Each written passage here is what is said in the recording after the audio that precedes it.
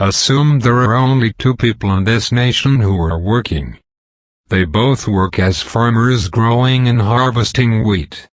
When the wheat is harvested, the farmers sell their wheat to a baker. Assume the baker is the government. The government prints and pays each farmer $5 for the value of his wheat. The government bakes a loaf of bread from the wheat the farmers brought in. The farmers return, each with the $5 they earned, and ask, "How much is a loaf of bread?" The government says, "Since we printed and paid you $10, a loaf is worth $10. Each of you had $5. Each of you can buy 1/2 of the loaf." But the government finds a disabled person who is unable to work and needs food. The government prints $5 and gives it to him.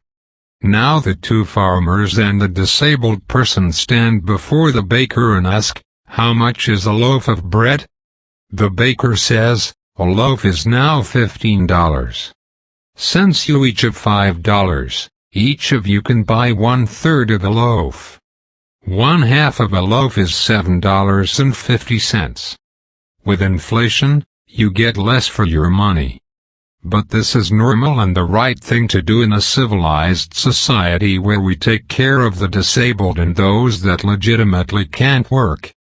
But what happens when the government prints and gives $5 to excess government bureaucrats and people who are able to work but do not want to? Now all these people line up for what was once a $10 loaf of bread and ask, "How much is a loaf of bread?" The baker says, "A loaf cost $25. Since you each have $5, each of you can buy 1/5 of a loaf." Now, inflation gets you a lot less for your money. 1/2 loaf was once $5. Now it's $12.50. Now for another example. Two employees earn $7.50 each per hour producing 100 widgets in a week. Each employee gets $7.50 for 40 hours equals $300. Together they earn $600 per week.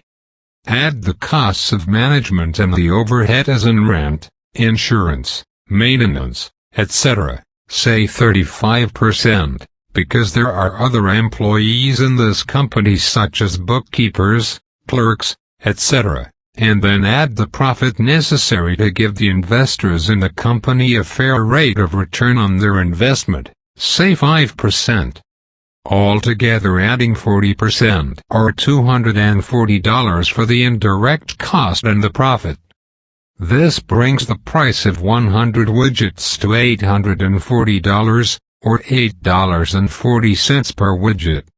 Now the employees ask for and get a raise of $2.50 an hour, or $10 each per hour, producing the same 100 widgets in a week.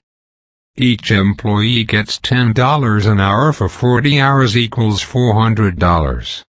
Together they earn $800 per week.